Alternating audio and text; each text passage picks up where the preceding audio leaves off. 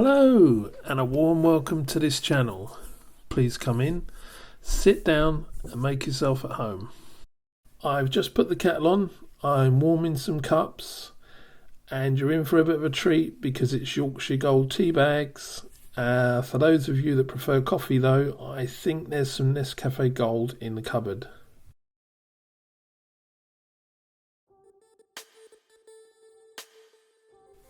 This then is my camper van.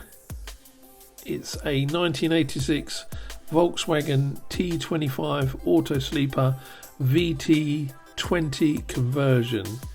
It has a 1.9 petrol engine and a 4-speed gearbox. Originally it would have had an elevating roof, but at some point in its past this has been replaced with the high top you see here. And I paid £4,500 for it in March 2018. It had had 9 previous owners.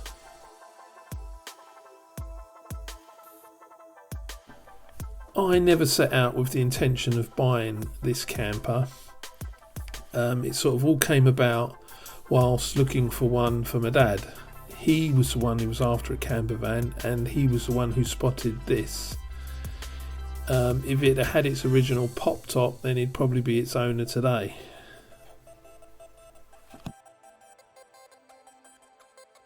It was advertised on our local marketplace and Dad thought it was worth going along and having a look at, so we did that. The chap selling it was a retired builder. He was looking to give up driving altogether and said his bus pass was now enough for everywhere he needed to go to. Didn't come away from that first viewing thinking this is the one, got to have it, we better get in there before someone else does. I think this was mostly down to the inside letting it down. It looked tired, grubby and in some real need of love. The fiberglass high top was just that, a fiberglass high top. It needed finishing like lining, insulating and windows etc. So we're going over the vehicle, asking the usual questions to try and suss out if the seller was genuine or just someone with something to hide who wants to get shot of it because big bills are coming next MOT day. When he said that he'd originally bought the van and spent shed loads on it to basically have a camper to go on fishing trips with his mate. There was no real reason to disbelieve him. We'd both gone over the bodywork and were really impressed by how rust free it was. It had had a basic respray at some point, nothing special, but despite this and a big folder of paperwork, there was nothing relating to any bodywork repairs.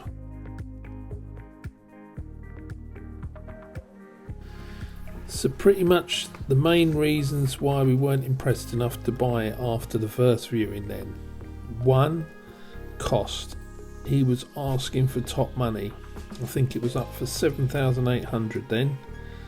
2. The inside. Although we liked the layout a lot, it did look a bit grubby, tired and worn inside.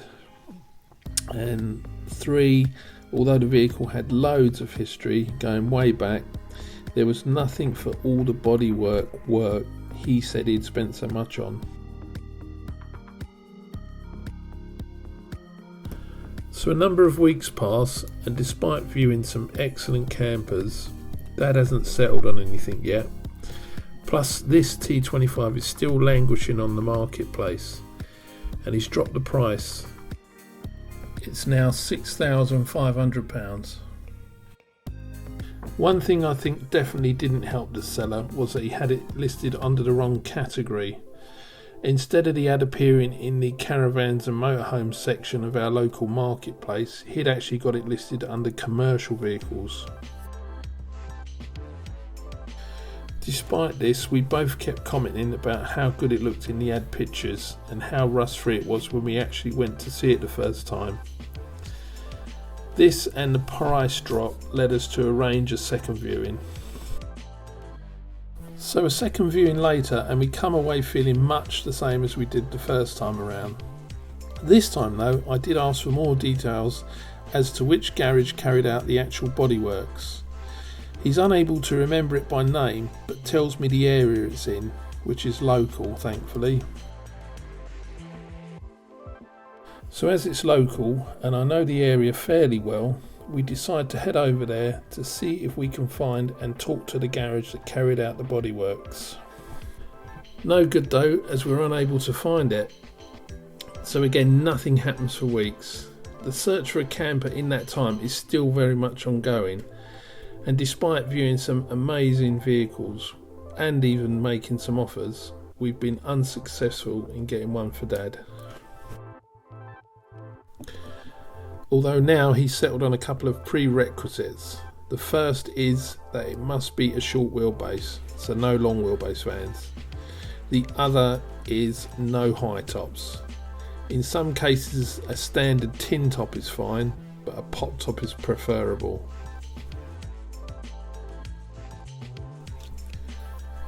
No sooner have we crossed it off his shortlist when the seller drastically drops the price to £5,000. It's obviously just wants it gone, and with spring practically here, I can't see it not selling at that price.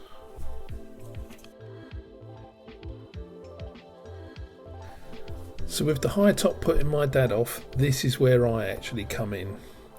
One afternoon, taking my son to the dentist, I decide to swing by to where the van's parked up and take a sly look over it. And it just looks too good to pass up at this price. Now right about this point, I've just sold my car, although I only got £4,000 for it. Now although I don't want to try and knock him down another grand, especially as he's just cut the price so drastically, and it's easily worth £5,000 all day long, I've got no option, that's all I've got. So as I've really got nothing to lose, and the worst that can happen is he tell me to do one, I offer him my £4,000. Guess what he said? He said no, but he did say that £4,500 buys it. Dad to the rescue then, who kindly offers to loan me the extra 500 quid needed. But before I call him back, I want one last try at finding the garage which carried out all that work. This time we're successful. Tucked away off the main road are some units. It's easy to work out one of them must be the body shop by the donor T25s lying in the unmade road outside. Standing in reception now, and I'm getting a really good vibe. It's hard to explain, but if I could afford these type of bodywork fabrications, then this is just the sort of place I'd want it done at. Eventually I'm able to get the attention of this chap, absolutely enveloped in a cloud of dust and sparks from an angle grinder, working away on another lovely red T25. He looks like he welcomes the break, and he rolls a cigarette and confirms that yes, he's the one who's worked on the T25 I want to buy. So that's about it really. I have a good long chat with Rob, the garage owner, who knows the owner and the van really well, and I end up buying it, even though I never set out with the intention of doing so. So my original plan was to tidy up the interior, nothing too drastic, keeping the same layout as I really liked it, but document the whole thing here on YouTube. All the footage you'll see of the interior was actually taken in early 2018, not long after I bought it. Then came a drastic change of plans, deeply fed up and frustrated by my local authority job that had a manager in charge who, well, quite frankly couldn't organise a bun fight in a bakery. I started taking steps at becoming self-employed. One of those drastic steps on the road to becoming self-employed required a van. A sizable wad had already been spent buying tools, and for what has become a common theme throughout my life, I didn't have any money over to buy a works van. Guess then what I did next? Yep, out came the interior. For the brief time I had it kitted out as my works van though, it worked out extremely well. The space up in the high top was a real bonus too. I say brief time because out of the blue came crippling mental health problems. I won't go into too much detail other than to say it completely scuppered my plans of becoming self-employed. So that's what this post is really about. It's about bringing you up to date with where I am with the van and where I intend to go. I want to turn it back into a camper. Unfortunately, I no longer have the interior I took out, but I think that's a good thing really, especially considering how tired it looked. I've got some rough ideas as to what direction I want to go in with the interior and will endeavour to document each stage of the process as I go along. Unfortunately though, I can't weld or fabricate to save my life, so if that's your thing, then sadly this channel's going to disappoint. There's plenty of skilled and gifted people on YouTube who do that sort of thing, and I recommend VW Restorations as just one example. And anyway, I've been lucky enough to have found a van with pretty much all that taken care of, albeit save for one or two nasty spots. Now, although this is a VW camper, I'm all for inclusion. When I used to be heavily into motorbikes, one of my pet peeves was how what style of motorbike you rode defined what camp you were in, and I hated this. And if I'm not mistaken, isn't there just a little bit of that going on here?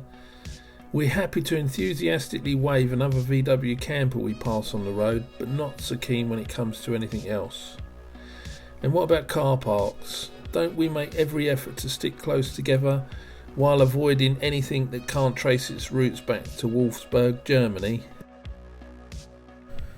Well, not on this channel. Consider yourself waved at or parked next to whatever camper van you own. Because regardless of which camper you own, from the amazing Transit, the impressive T4, the outstanding T5, the spectacular Boxer, the sublime Roma Home, the stunning Vito, and probably my favourite, the marvellous High Ace, or whichever model or self-build or stealth camper I've missed out, aren't we all united in our love for campers? So there you pretty much have it for this introduction post. But just to quickly recap, I'm lucky enough to have found and bought a camper that has had the typical bodywork areas that are prone to rot taken care of by a local VW specialist. It also seems to have benefited from new window rubbers or seals all round, and the rear windows are nicely tinted too. It's also had a basic respray on the outside only.